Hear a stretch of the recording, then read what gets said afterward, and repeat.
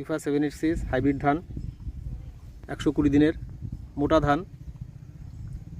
MD Alam ভাই উনি আমাদের এই ধানটা সঠিক সময়ে বীজতলায় বীজ ফেলেছিলেন। এখন এই যে আজকে উনি হচ্ছে মূল জমিতে ট্রান্সপ্লান্ট করছেন।